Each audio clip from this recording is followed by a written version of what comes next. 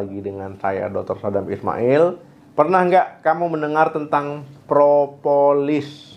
Nah, jadi ini adalah zat lengket berwarna coklat kehijauan yang dikumpulkan lebah dari berbagai tumbuhan ya. Nah, ini ternyata menyimpan segudang manfaat luar biasa untuk kesehatan kita. Di video kali ini kita akan mengupas tuntas ya, mulai dari manfaat dahsyat propolisnya, kemudian kandungan nutrisi dan senyawa aktifnya. Nah, kemudian juga nanti gimana sih cara memilih dan juga mengkonsumsi dengan benar ya, hingga potensi efek samping dan juga hal-hal yang perlu diperhatikan. Yuk simak sampai habis. Nah, kita kenalan dulu dengan propolis. Jadi propolis ini juga dikenal dengan lem lebah. Jadi adalah resin alami yang dikumpulkan lebah madu dari tunas pohon getah ya dan sumber tumbuhan lainnya. Nah, lebah menggunakan propolis itu untuk membangun dan juga melindungi sarangnya.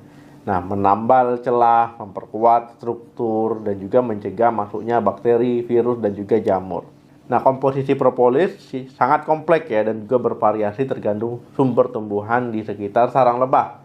Tapi pada umumnya itu mengandung resin 50%, ya lilin 30%, minyak esensial 10%, kemudian serbuk sari 5%, dan juga berbagai senyawa organik seperti mineral itu 5%. Kekuatan propolis itu terletak pada kandungan senyawa aktifnya yang kaya dan juga beragam yang memberikan berbagai manfaat kesehatan. Yang pertama itu flavonoid, ya ini adalah kelompok antioksidan kuat yang paling dominan dalam propolis, ya termasuk galangin, ya quercetin, kemudian pinosembrin dan juga krisin ya. Nah, flavonoid ini memiliki sifat antiinflamasi, antibakteri, antivirus, juga anti kanker. Yang kedua, asam fenolik. Nah, jadi ini memiliki sifat antioksidan dan juga antiinflamasi. Kemudian yang ketiga, terpenoid. Ya, jadi ini adalah senyawa aktif yang memiliki sifat ya antimikroba dan juga antiinflamasi propolis. Yang keempat, steroid ya dalam jumlah kecil. Ya, propolis juga mengandung steroid tumbuhan. Yang kelima, asam amino. Jadi beberapa asam amino esensial dan non esensial ditemukan pada propolis. Yang keenam itu vitamin ya. Nah, vitamin B kompleks, vitamin C, vitamin E itu walaupun jumlahnya kecil. Nah, yang ketujuh mineral. Nah, jadi mulai dari seng, ya tembaga, mangan, besi. Nah, ini terdapat pada propolis. Kombinasi dari senyawa-senyawa inilah yang menjadikan propolis itu yang memiliki manfaat untuk kesehatan kita.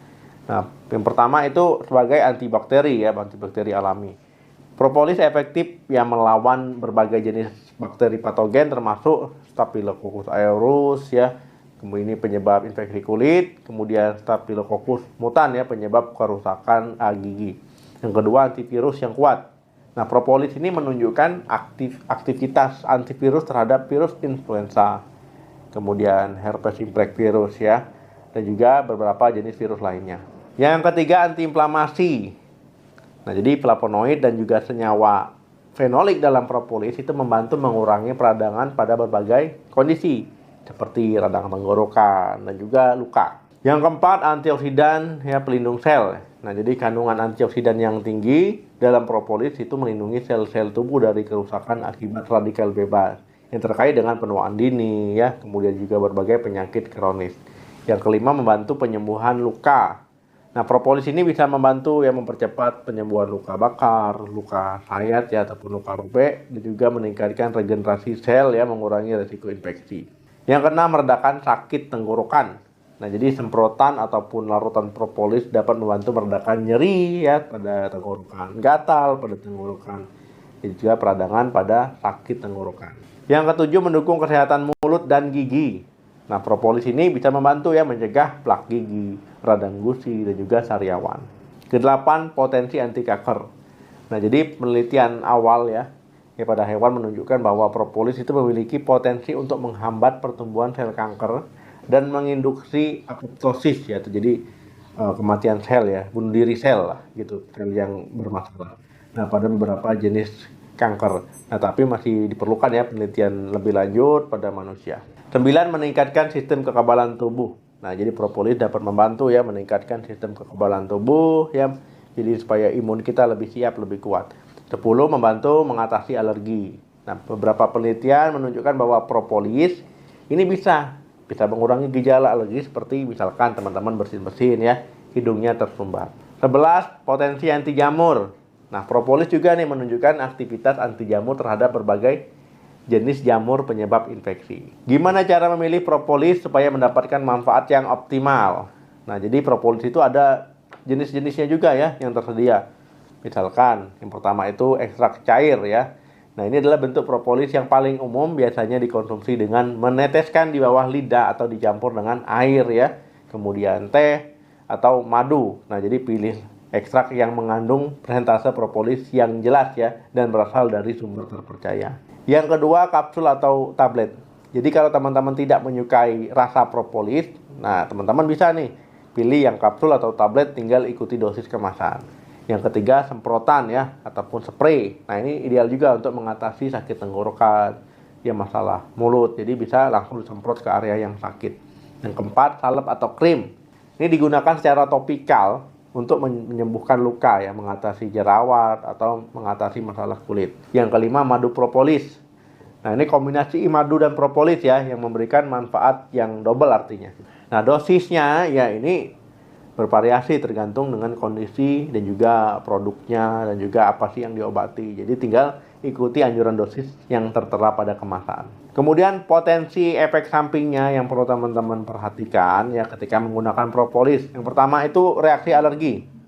Jadi orang yang alergi terhadap produk lebah, entah itu madu ya, serbuk sari, nah itu berisiko juga alergi terhadap propolis. Jadi kalau seandainya timbul gejala gatal, ruam ya di kulit, bengkak ataupun ya berlendir tenggorokan, susah bernapas ya, jadi hentikan penggunaannya.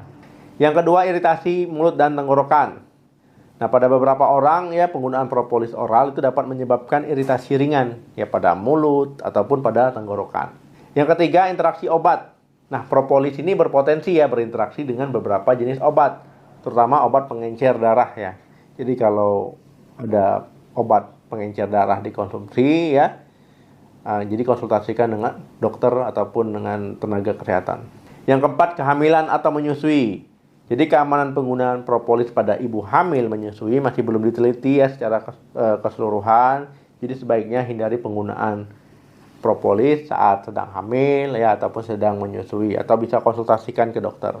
Kesimpulannya, propolis adalah produk alami yang luar biasa dengan berbagai manfaat kesehatan yang didukung dengan data tadi ya, dari sifat antibakteri dan juga antivirus hingga kemampuan dalam meningkatkan penyembuhan luka, mendukung sistem kekebalan tubuh. Nah, propolis ini adalah tambahan berharga untuk menjaga kesehatan kita secara alami, tapi penting untuk kita pilih propolis dengan kualitas yang baik, sumber yang terpercaya ya, jadi memperhatikan potensi efek samping juga penting. Semoga video ini bermanfaat. Jangan lupa untuk di like, di share ya, di subscribe channel ini ya. Jangan lupa ya di subscribe channel ini untuk informasi kesehatan lainnya.